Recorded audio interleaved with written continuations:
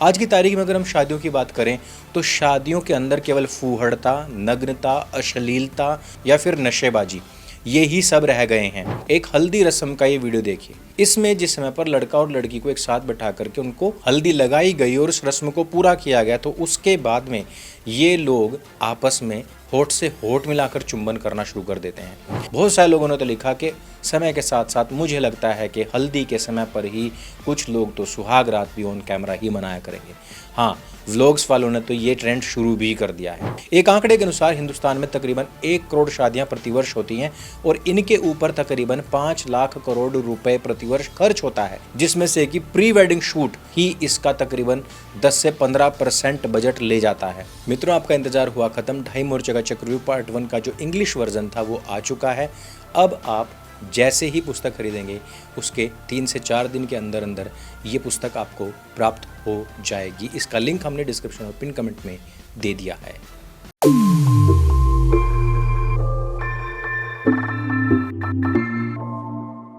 पहले भारतवर्ष में शादियों को अपना कल्चर सेलिब्रेट करने के लिए आयोजित किया जाता था। लोग बाग शादियों का आयोजन करते थे ताकि वो उसमें अपनी संस्कृति को झलका सकें। पुराने जमाने में उनके फोटोज लिया करते थे, आजकल उनकी वीडियोस बनते हैं, फिर रील्स बनने लग गई। लेकिन समय के साथ साथ इसमें से कल्चर तो गायब होता चला गया और इसमें रीलबाजी मैक्सिमम जुड़ गई।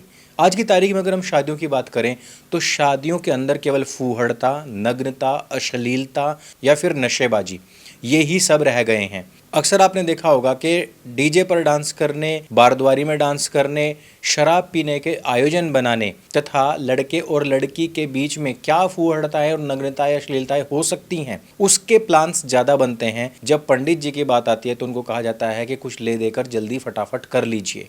जबकि शादी जो होती है वो होती ही मंत्रोच्चारण और उसकी जो रस्में होती हैं उसके कारण से, ना कि डीजे की वजह से। यदि डीजे, नाच गाना, शराब और अश्लीलता, फूहड़ता से ही शादी हुआ करती तो फिर कोई भी सड़क पर कहीं पर भी खड़े होकर कोई भी अश्लीलता कर लेता और उनकी भी शादियां हो जाया करती। लेकिन अब देखिए कि मेन रिचुअल्स अब गौण हो चुके हैं और जो गौण थे वो अब मुख्य हो चुके हैं। कुछ इसी प्रकार की घटनाओं का जिक्र हम आज के इस वीडियो में करेंगे कि किस प्रकार से आजकल के युवाओं की रीलबाजी के चक्कर में या फिर जो लव स्टोरीज स्कूल्स, कॉलेजेस या सड़कों पर बनती हैं, जब वो अरेंज मैरिज का रूप धारण करती हैं तो वो कितनी भयावह बन जाती हैं। एक हल्दी रस्म का ये वीडियो देखिए। इसमें जिस समय पर लड़का और लड़की को एक साथ बैठा करके उनको हल्दी लगाई गई और उस रस्म को पूरा किया गया, तो उसके बाद में ये लोग आपस में होठ से होठ मिलाकर चुंबन करना शुरू कर देते हैं। पहली बात तो मुझे यही बात समझ नहीं आती कि पहले लड़के की अपने घर पर और लड़की की अपने घर पर हल्दी हुआ करती थी, लेकिन ये डेस्टिनेशन वेडिंग के चलते इन लोगों को भाई बहन की तरह आपस में साथ साथ बैठा करके हल्दी क्यों की जा रही है। आपने देखा होगा जब एक परिवार में ही एक भाई बहन की शादी और उसका आयोजन एक साथ हो रहा होता है, एक की बारात जा रही होती है और एक की बारात आ रही होती है, तो ऐसे समय में भाइयों बहनों को एक ही आंगन में बैठा करके उनकी हल्दी कर दी जाती है। लेकिन आजकल डेस्टिनेशन वेडिंग्स में ऐसा हो रहा है कि पति पत्नी, होने वाली पति पत्नी की जो हल्दी है वो भी उसी प्रकार से हो रही है। यहाँ तक तो सब कुछ ठीक था, लेकिन उसके बाद में इसमें लगाया जाता है अश्लीलता का तड़का। और ये तड़का क्यों लगता है? रीज़न ये था कि जब पहले लव मैरिजेस हिंदुस्तान के अंदर टैबू थी, बैंड थी, या फिर कहिए कि समाज में उनको एक्सेप्टेंस नहीं थी, तो उसके बाद में कमल हसन जैसे लोगों ने जो फिल्में बनाई और उसके बाद लड़के लड़कियों ने आत्महत्याएं करनी शुरू कर दी थी, तो माता पिता ने सोचा कि भाई इनकी लव मैरिज है तो इसको अरेंज में तब्दील कर देते हैं। और आजकल बहुत सारी मैरिज ऐसी ही हो रही हैं। लेकिन वो जो लव मैरिज वाला कीड़ा उनके दिमाग में घुसा हुआ है वो अरेंज मैरिज में भी फूट पड़ता है और ऑन कैमरा ये अश्लीलताएं होने लग गई हैं। बहुत सारे लोगों ने तो लिखा कि समय के साथ साथ मुझे लगता है कि हल्दी के समय पर ही कुछ लोग तो सुहाग रात भी ऑन कैमरा ही मनाया करेंगे। हाँ, व्लॉग्स वालों ने तो ये ट्रेंड शुरू भी कर दिया है। अब कोई ये कह सकता है कि मैं लव मैरिज के खिलाफ हूँ। नहीं भाई, मैं लव मैरिज के बिल्कुल भी खिलाफ नहीं हूँ, लेकिन जो मेरठ वाले केस में हुआ इनसे कम से कम हमें इतना तो स्पष्ट हो जाता है कि घर वाले यदि किसी शादी के अंदर इंक्लूड रहते हैं, उसमें कहीं ना कहीं सहभागिता होती है, तो वो घर परिवार और पीछे तक का जो ट्रैक रिकॉर्ड होता है वो कम से कम देख लेते हैं। जो ट्रैक रिकॉर्ड देखने वाली बात है ये प्राचीन काल से भारतवर्ष में चली आ रही थी, लेकिन आजकल के वोकिज़म और फेक फेमिनिज्म के चलते ये सारी जो चीज़ें हैं उनको दरकिनार कर दिया गया है और फिर इसी प्रकार के लड़के 15-15 टुकड़ों में सीमेंट के ड्रम के अंदर जमे हुए मिलते हैं। और लव मैरिजेस के यही साइड इफेक्ट देखते हुए माता पिता ने उनको अरेंज में कन्वर्ट करने की कोशिश तो की थी, लेकिन फिर इस प्रकार की घटनाएं हो जाती हैं। अब एक और घटना देखिए कि जिसमें लड़की और लड़के के घर वालों के बीच में शराब को समाप्त करने का कंपटीशन चल गया। लड़की वालों ने फटाफट सारी शराब पी ली और लड़के वालों को हरा दिया। ये एक नई बीमारी बन चुकी है। और क्योंकि ये रील्स मिलियंस में सोशल मीडिया पर चलती हैं, इस कारण से जो लोग अफोर्ड भी नहीं कर सकते वो भी इसी प्रकार के प्रोग्राम या शादियां ऑर्गेनाइज करने लग जाते हैं और इसका खर्चा बेहद बेतरतीब बढ़ जाता है।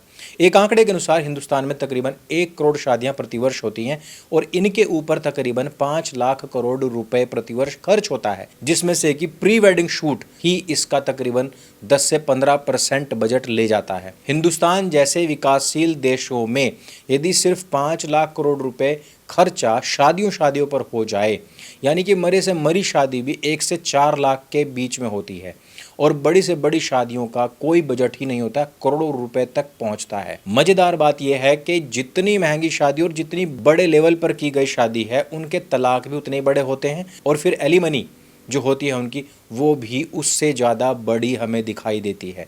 लेकिन ऐसे समय में बावजूद इन सब के समाज में या तो शादियों के खिलाफ, उनके खिलाफ नफरत भर कर के माहौल पैदा किया जा रहा है कि हमें शादी करनी ही नहीं है, और या फिर ऐसा माहौल बनाया जा रहा है जिसमें शादी तो करेंगे लेकिन उसके अंदर हमारा कोई कल्चर नहीं होता। पिछले दिनों हमने देखा था कि कर्नाटक के एक नवयुवा सांसद तेजस्वी सूर्या जी की जब शादी हुई थी और उनकी पत्नी ने उनके पैर छू लिए थे, जब वहाँ पर जो टोटल रिचुअल्स थे वो कंप्लीट किए जा रहे थे, तो काफ़ी लोगों ने उनको ट्रोल किया था, उनको पैट्रियार्कल तक बोल दिया था। लेकिन दूसरी तरफ इस प्रकार की फूहड़ता जिसमें लड़कियां या तो अर्धनग्न होकर के अपनी मेहंदी या अपनी हल्दी पर डांस करती हैं, या फिर ऐसी ऐसी शादियां जिनमें नीचे तो बहुत ही कम वस्त्र और ऊपर से लगता है कि वो दुल्हन है, ऐसे में शादियों में जाना एक नया ट्रेंड बना दिया गया है, उसकी आप आलोचना तक नहीं कर सकते। Randeep Hooda my all time favourite, Jat में उनका बड़ा तगड़ा रोल भी आने वाला है। उन्होंने जब मणिपुर में जाकर शादी की थी और वहां से जो हमने उनके कल्चर को देखा, उस कल्चर को लेकर के भी काफ़ी लोगों की आंखों में किरकिरी हो गई थी और उन्होंने उनकी भी काफ़ी मजाक बनाई थी और उनको भी बहुत पैट्रियार्कल कहा था। वैसे तो मैं आपको स्पष्ट कर दूं कि जितना भी एक क्षेत्र हमारा पश्चिमी उत्तर प्रदेश, हरियाणा, राजस्थान, पंजाब, ये पूरा का पूरा युद्ध काल में सबसे ज़्यादा एंगेज्ड रहा है और यहाँ पर आज भी उसके रक्त में पैट्रियार्की है, जिसको जो उखाड़ना है उखाड़ लो। हमें अपने कल्चर पर उतना ही गर्व है जितना कि नॉर्थ ईस्ट या साउथ के लोगों को है कि वहाँ पर माता की सबसे ज़्यादा चलती है, हमारे यहाँ पर पिता की ही चलती है, हमें उस पर गर्व है। सब अपने अपने कल्चर पर गर्व करें, किसी के ऊपर कोई भी फबतियाँ कसने की आवश्यकता नहीं है। हमने भी कभी किसी के ऊपर नहीं कहा कि भाई वहाँ पर तो लड़कियों की चलती है, माताओं की चलती है। तो इसलिए जिन्होंने सैकड़ों वर्षों तक युद्धों को झेला है, जिन्होंने युद्धों को लड़ा है, जिन्होंने अपने वीर पुत्रों का बलिदान दिया है, उनके बारे में इस प्रकार की बातें किसी को भी करने का कोई अधिकार नहीं है। रणदीप हुड्डा की शादी की मैं बात कर रहा था कि उस समय पर भी इसी प्रकार की बातें चली थी, लेकिन आजकल जो लड़कियों का अपनी शादी के अंदर अर्धनग्नावस्था में नृत्य करना, डांस करना चल रहा है, मैं इसको मुजरे से ज्यादा या मुजरे से कम कुछ भी नहीं मानता। जिनको इसमें वुमेन एम्पावरमेंट लगता है, जिनको इसमें लगता है कि इससे नारी का सशक्तिकरण होता है, वो अपनी बहन बेटियों के लिए वैसा कल्चर या उससे भी अच्छे लेवल का कल्चर क्रिएट कर लें और अपने घरों में उस प्रकार की शादियां करें। लेकिन समाज के तौर पर सोशल मीडिया के चलते जो एक गिरावट हमारे समाज में आई है वो बहुत ज़्यादा भयावह है, बहुत ज़्यादा खतरनाक है और इसमें कोई भी बचा हुआ नहीं है। मैं तो एक और शादी देख रहा था जिसमें एक दरोगा साहब थे बिहार के, जिन्होंने वहाँ पर लड़कियाँ नचाई हुई थी और खुले आम दारू चल रही थी, जबकि बिहार एक ड्राई स्टेट है और उसमें गुजरात भी नहीं बचता। गुजरात में भी इस प्रकार की शादियाँ हो रही हैं जहाँ पर लोग जाम छलका रहे हैं। खूब बड़ी बड़ी शादियों में ना जाने इस ड्राई स्टेट के अंदर भी शराबें कहाँ से पहुँच रही हैं। यानी कि शराब हो, बंदूकबाजी हो, लड़कियों का नाचना हो या फिर दूल्हा दुल्हन का अश्लीलता करना हो, ये एक वर्ल्ड लेवल का सिग्नेचर बन चुका है। ख़ास तौर पर हिंदुस्तान के अंदर जिनको चंद लाइक्स या व्यूज़ के लिए अपने शरीर की प्रदर्शनी लगाने में भी कोई गुरेज नहीं, कोई परेशानी नहीं है। और जैसा कि मैंने कहा था कि जो हमारे वैदिक मंत्रोच्चारण या जो 7 फेरे होते हैं, ये सारे के सारे कल्चर को गौण करके शादियों में हुक्का पीना, सिगरेट, दारू, शराब पीना, ये सारी चीज़ें महत्वपूर्ण हो चुकी हैं।